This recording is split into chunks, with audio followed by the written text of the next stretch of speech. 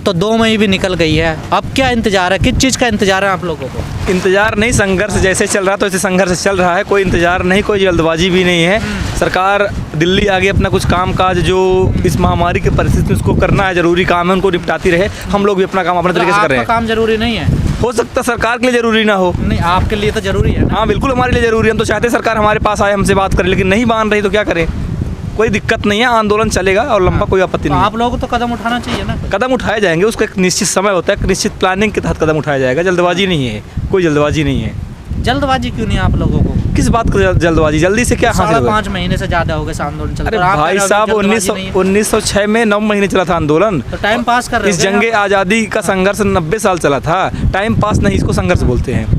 ये आंदोलन जितना लंबा होता जाएगा, सरकार इतना लंबा खींचेगी, उतना इसमें मतलब मैच्योरिटी आती जाएगी और लोग जागृत होते जाएंगे, लोग जुड़ते जाएंगे, सरकार उतनी कमज़ोर होती जाएगी, सरकार का बुनियाद, सरकार की विचारधारा कमज़ोर होती जाएगी। अगर कोई किसान बोल दे हम संघर्ष कर रहे हैं यहाँ पर, तो हो जाता है कि वो आंदोलन के खिलाफ बोल रहा आदमी, फिर उस आंदोलन वाले लोग उसे ढूंढते हैं। संघर्ष करने का तरीका क्या है आपका?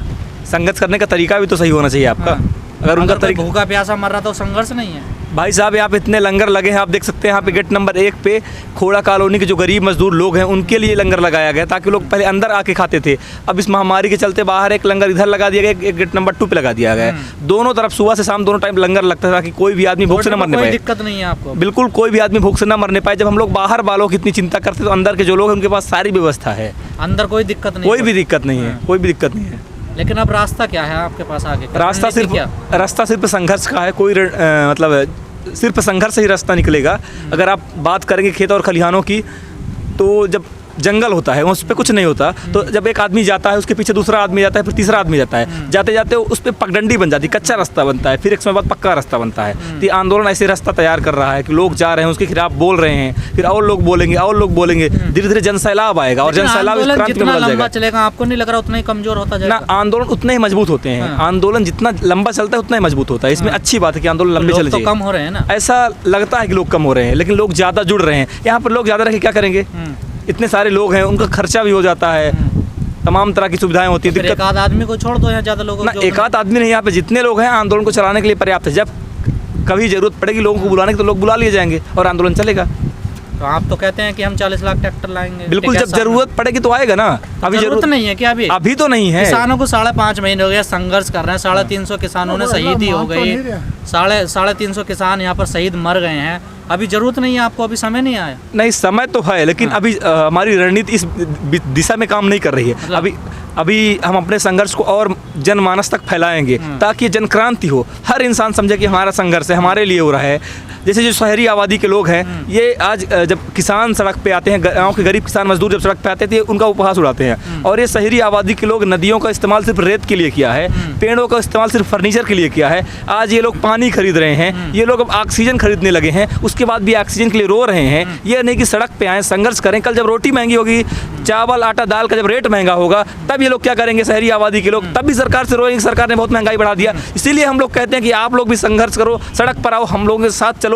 हम अगर अभी आप लोग सड़क पे नहीं आओगे, तो जिस तरह ऑक्सीजन के लिए रो रहे हो ना, ऐसे रोटी के लिए भी रोगे। तब याद आएगा कि हाँ, कुछ लोग थे, इस देश के किसान थे, इस देश के मजदूर थे, जो संघर्ष कर रहे थे इस देश को बचाने के लिए, कि इस देश में भूख का व्यापार ना हो। तब हम लोगों को उस समय समझ में बात नहीं आई, हम लोग उनकी बात नहीं माने, हमारी कमी है। तब उनको एहसास होगा जब सब कुछ खत्म हो जाएगा। इसलिए कहता हूँ आज आओ, जुड़ो। लगता है जो किसान नेता उनके पास कोई रणनीति अब बची नहीं? नहीं, ऐसा कुछ भी नहीं है कि कोई रणनीति बची नहीं है। आखिरी कुछ होता ही नहीं है। इस प्रकृति के नियम में सब कुछ आते जाएगा, इंसान आगे बढ़ता जाएगा, एक नया नियम आता जाएगा, आखिरी नहीं होता। अभी बहुत कुछ बाकी है। नहीं, रणनीति कोई नहीं बची ना? नहीं, रणनीति बहुत रणनीति बची है। कहाँ है रणनीति? रणनीति भी तो बहुत बची है। अभी तो सिंहासन हमने खाली करवाया, कहाँ सिंहासन खाली करने के लिए बोला? कहाँ? आखिर रणनीति तो हमारी होगी कि जब बोल देंगे सिंहासन खाली करो कि जनता आती है, तब हम पहुँचेंगे, सिंहासन खाली करवाएंगे। राष्ट्रपति, प्रधानमंत्री, गृहमंत्री।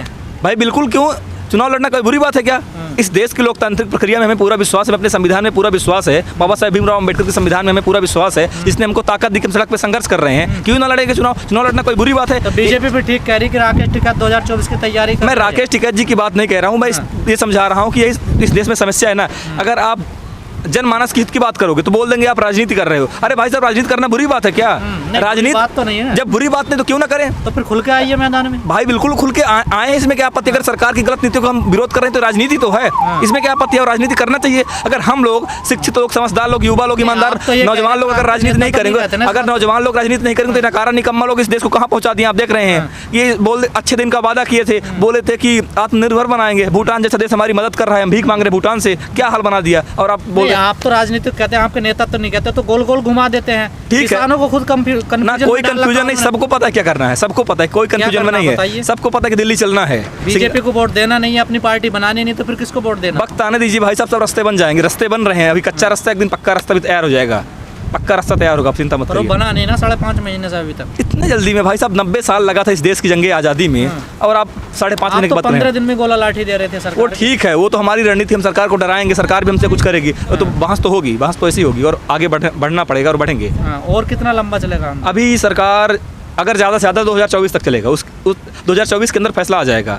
अगर ये कानून वापस नहीं हो तो सरकार को खत्म कर दिया जाएगा। अगर जो नई सरकार बनेगी उसने भी वापस नहीं किया तो? सरकार हमारी होगी तो हम वापस कौन कहता नहीं करेगा? सरकार हमारी होगी, हम लोग सरकार में होंगे तो वापस हम करेंगे। तो पार्टी भी नहीं है। अरे भाई साहब, मैंने बोला कच्चा रास्ता बन चुका है, पक्का रास्ता बनाने की तैयारी है, परेशान मत होइए। मतलब पार्टी बन गई है? बिल्कुल कच्चा रास्ता बन चुका है, पक्का रास्ता बनाने की तैयारी है। वोट देगी जनता? बिल्कुल क्यों नहीं देगी जनता? जनता हमारे साथ खड़ी है, हम जनता के लिए संघर्ष कर रहे हैं, जनता क्यों नहीं वोट देगी? 10,000 किसान है बॉर्डर पर, 500 संगठन है। हाँ, मिल जाएंगे सारे। आपको लगता है कि 10,000 किसान है और 500 संगठन है, ठीक ना? अगर आप गांव में कहीं पे भी चलिए तो पता चल जाता है कि क्या है लोग, किस तरह से लोग जुड़े हुए हैं, सबको पता है। जुड़े हुए बॉर्डर पर तो नहीं भाई साहब, दिखाई नहीं दे रहे। क्यों बुला ले लोगों को? यहाँ पे इतना खर्चा होता है, पैसा आप क्यों पड़े? फिर आप भी चले जाइए। भाई हम लोग तो इस आंदोलन को चला रहे हैं, जब हमको घर जाना होगा तो कोई और साथी आएंगे हमारी जगह पर, वो लोग रहेंगे, तो शिफ्ट बाय शिफ्ट ऐसे चलता रहेगा। लेकिन क्यों भीड़ को बुला लें, समय बर्बाद कराएं? वो लोग यहाँ पे सड़क पे संघर्ष करें, सब बारी बारी से संघर्ष करेंगे, कोई जल्दबाजी नहीं है, कोई भीड़ की कमी नहीं है, लोगों की कमी नहीं है। तो आप नहीं मानते कि कहीं फेलियर हुआ? ना, कोई फेलियर नहीं, अभी तक कहाँ फेलियर हुआ, ना होगा फेलियर। आंदोलन कभी फेल होता ही नहीं है।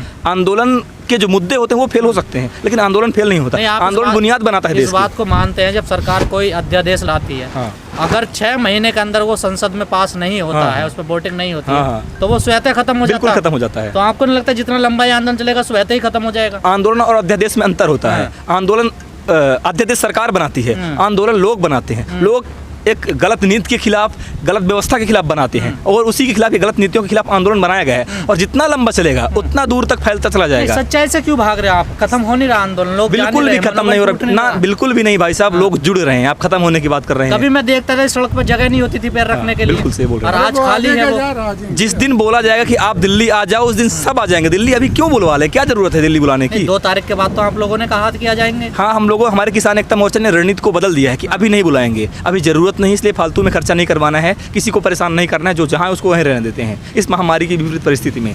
हाँ, सरकार से क्या उम्मीद है आपको? सरकार से उम्मीद है कि सरकार मानेगी, क्योंकि सरकार, दुनिया में अगर आप देखेंगे कितना भी बड़ा तानाशाह हो, आखिर में उसको जनता के सामने झुकना पड़ता है। जनता सर्वोपरि है। अगर इनको आगे राज करना है, अस्तित्व में रहना है, तो जनता की बात माननी पड़ेगी। अगर बात नहीं मानेंगे जनता की तो मिट जाएंगे। आप तानाशाह मानते हैं? बिल्कुल मानते हैं, इसमें कोई आपत्ति थोड़ी है। तो मानते जनता तो वोट दे के बनाया ना, उनको बैठाया। हाँ, ये बात सही बोलते हैं कि जो जनता, जिस जनता ने वोट दिया तो आज सड़क पे है, जनता को अपनी गलती का एहसास हो रहा है, सब खुलेआम बोलते हैं हाँ गलती हो गई थी। मैं मानता हूँ कि मैंने कभी इसको वोट नहीं दिया, मुझे गर्व है इस बात का कि मैं इन दक्षिणपंथियों का, इन मनुवादियों का कभी समर्थन नहीं किया, मुझे इस बात का गर्व है। आप वामपंथी हैं? बिल्कुल ना, बुद्ध का जो मध्यम मार्ग है, मैं उस मध्यम मार्ग का हूँ। लेफ्ट राइट के बीच का लेफ्ट राइट को छोड़कर एक बीच का भी रास्ता होता है, मैं उस बीच के रास्ते का सिपाही हूँ। समाजवाद का, अम्बेडकरवाद का सिपाही हूँ।